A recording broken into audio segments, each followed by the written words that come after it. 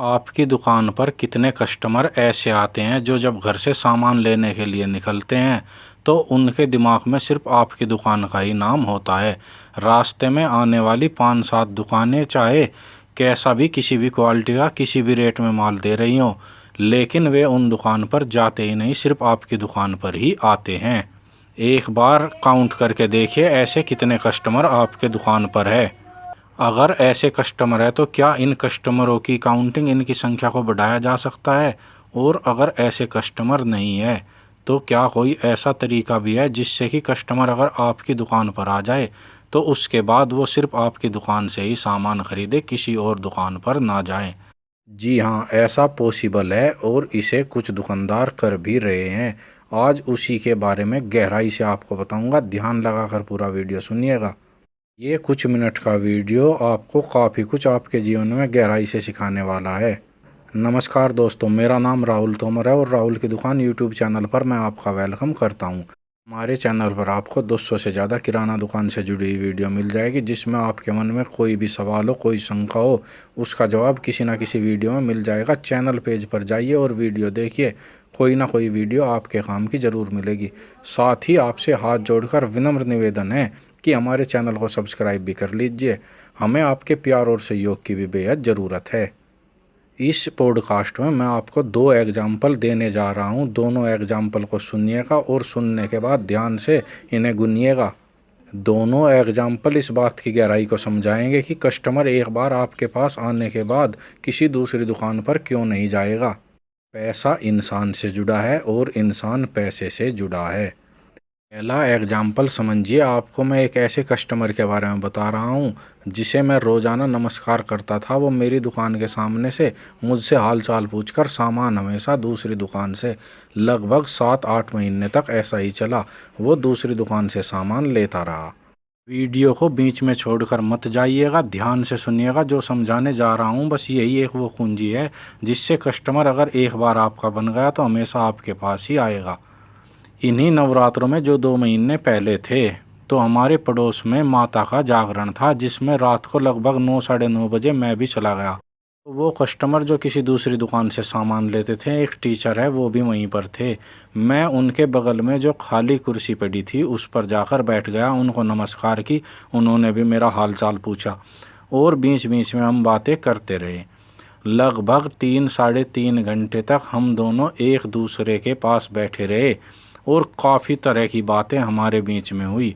हमारे मन में जो बातें चल रही थी जब हमने एक दूसरे से शेयर की तो उसके बाद एक भावनात्मक संबंध होता है। उनको मेरा व्यवहार और मुझे उनका व्यवहार अच्छा लगा। इस व्यवहार का असर ये हुआ कि उससे अगले दिन शाम के टाइम वो दुकान के सामने से निकले। मैंने उन्हें नमस्कार किया, उन्होंने हाल चाल पूछा और अचानक उनके पैर रुक गए। शाम को जो रात को बातें हुई थी उसका असर हुआ और वो दुकान पर आ गए। उन्हें जो सामान चाहिए था वो उन्होंने मुझसे लिया। उसके बाद वो कभी मेरी दुकान पर आते, कभी दूसरी दुकान पर चले जाते। जब भी मेरी दुकान पर आते और कभी ऐसा होता कि हमारे पास समय मिल जाता जब कस्टमर नहीं होता, तो एक दूसरे से 2-4 आपस में जो व्यवहार की बातें होती हैं वो होती, एक दूसरे का सुख दुख हाल चाल पूछा जाता। और इसका असर अगले 15-20 दिनों में ये हुआ कि पिछले 1.5 महीने से अब वो सिर्फ मेरी दुकान पर ही आते हैं और यहीं से सामान खरीदते हैं। ऐसा इसलिए हुआ क्योंकि उस रात हम जब एक दूसरे के पास बैठे, एक दूसरे की भावनाओं का पता चला, एक दूसरे के व्यवहार का पता चला, तो हमारा रिलेशन ऑटोमेटिक ही बदल गया।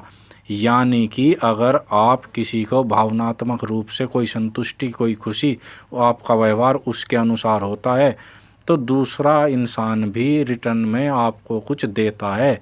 इसका मतलब ये है कि आप एक दुकानदार है, दूसरे को व्यवहार दे रहे हैं, अच्छा व्यवहार, तो रिटर्न में आपको एक कस्टमर मिल रहा है जो लाइफ टाइम के लिए आपका हो जाएगा।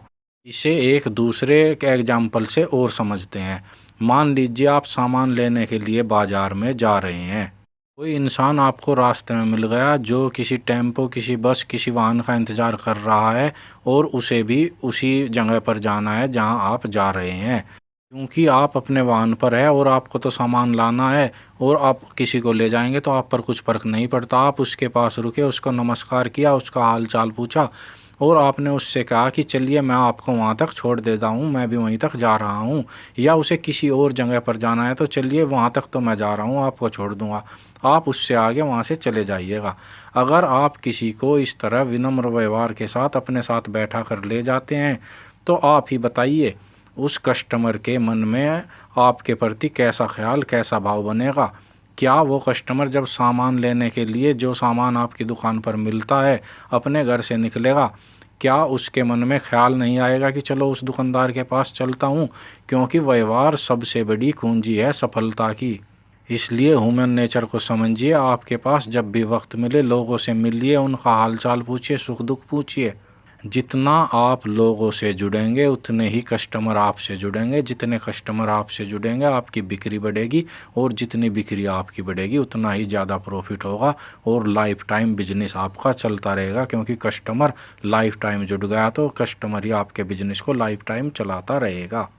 जानकारी अगर अच्छी लगी है तो वीडियो को लाइक कर दीजिए, ताकि ये वीडियो किसी और तक भी पहुंच सके। आपका एक लाइक इस वीडियो को दूसरों तक पहुंचाने में काफ़ी मदद करेगा। और चैनल को भी सब्सक्राइब कर लीजिए, इसी तरह की वीडियो आपको हमारे चैनल पर आगे भी मिलती रहेगी। और चैनल पेज पर जाइए, 200 से ज़्यादा वीडियो है, कोई ना कोई वीडियो आपके सवाल का जवाब ज़रूर दे देगी।